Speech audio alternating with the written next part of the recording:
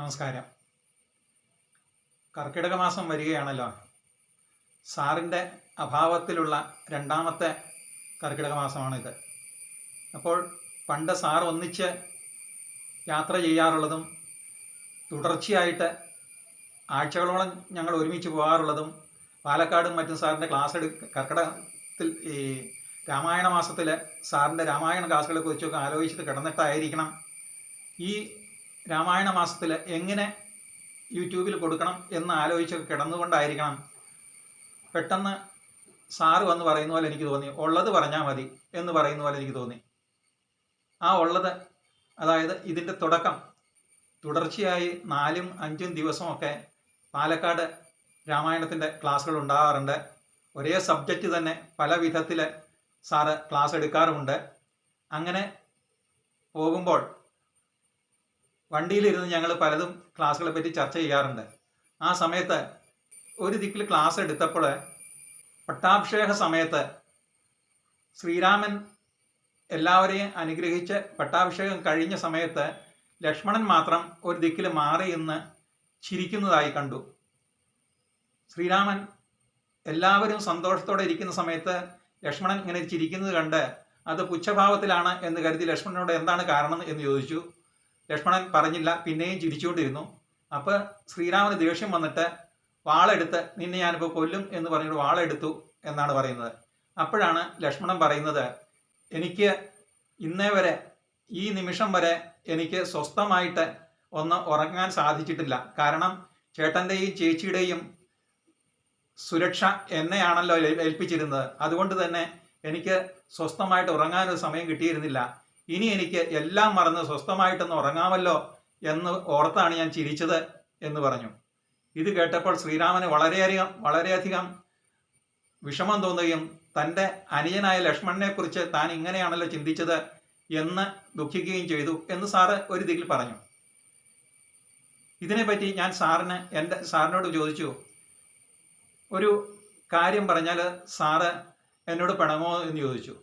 അപ്പോൾ സാറ് സ്വതസിദ്ധമായ സാറിൻ്റെ ശൈലിയിൽ പറഞ്ഞു, കാര്യം എന്താണ് എന്ന് അറിഞ്ഞിട്ട് വേണ്ടേ ഇണങ്ങുവാനും പിണങ്ങുവാനും, ഏതായാലും കാര്യം പറ എന്ന് പറഞ്ഞു. അപ്പോൾ ഞാൻ പറഞ്ഞു, സാറ് ഇന്ന് എടുത്ത ക്ലാസ്സിൽ ഈ ഭാഗം ഒരു പ്രക്ഷിപ്തമല്ലേ എന്ന് ചോദിച്ചു.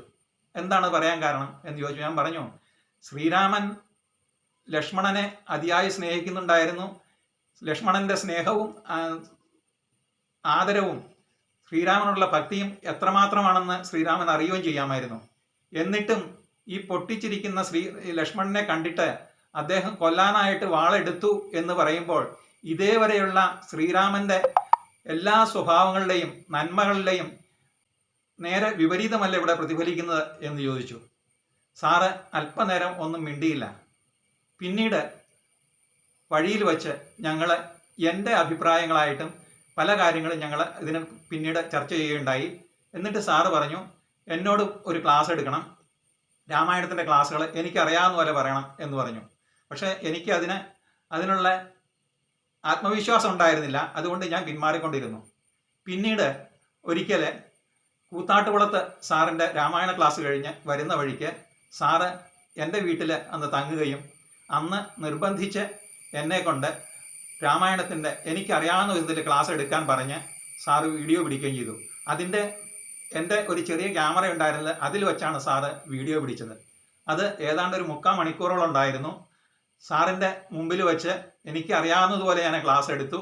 സാറിന് അത് ഇഷ്ടപ്പെടുകയും ചെയ്തിട്ട് സാറിൻ്റെ യൂട്യൂബിൽ അത് കൊടുക്കുകയും ചെയ്തു. എന്നോട് ഭാഷാദീപം എന്ന ചാനലിൽ തുടങ്ങുവാനും ഇത് ആദ്യമായി കൊടുക്കുവാനും പറഞ്ഞു. കൂടാതെ ഇത് 3/4 മണിക്കൂർ വേണ്ട ഒരു 6 പാർട്സായിട്ട് കൊടുക്കുകയും ഇനി അടുത്ത കൊല്ലം മുതൽ ഇത് 1 മാസം നിൽക്കാൻ പാകത്തിന് പുനരവതരിപ്പിക്കണം എന്ന് സാറ് പറയുകയും ചെയ്തു. അപ്രകാരം തന്നെ അടുത്ത കൊല്ലം മുതൽ ഞാൻ രാമായണ വിശകലനം വ്യത്യസ്ത തലത്തിൽ എന്ന രീതിയിൽ ക്ലാസ് കൊടുക്കുകയും ചെയ്തു. ഇതുപോലെ പല സമയത്തും സാറ് ക്ലാസ് എടുക്കാനായിട്ട് എന്നെ പ്രോത്സാഹിപ്പിക്കുകയും എൻ്റെ ആത്മവിശ്വാസക്കുറവ് കൊണ്ട് ഞാനത് നീട്ടി കൊണ്ടുപോവുകയും ചെയ്തു. ഇപ്പോൾ സാറ് ഇല്ലാത്തപ്പോഴാണ് ഈ പറഞ്ഞതിൻ്റെ പൊരുളും സാറിൻ്റെ ഉപദേശങ്ങളുടെ വിലയും ഞാൻ മനസ്സിലാക്കുന്നത്. അന്നെടുത്ത ക്ലാസ്സിൻ്റെ ആദ്യത്തെ ക്ലാസ് നാളെ മുതൽ ഒരു 6 ദിവസത്തേക്ക് കൊടുക്കുന്നതാണ്. കൂടാതെ കൂത്താട്ടുകുളത്ത് സാർ എടുത്ത ക്ലാസ്സിൻ്റെ വീഡിയോയും ഇതിന് ശേഷം കൊടുക്കുന്നതാണ്. ഈ കർക്കിടക മാസത്തിൽ ഇതാകട്ടെ, നമുക്കത് ഓരോന്നറിയെ കണ്ടു നോക്കാം. നമസ്കാരം.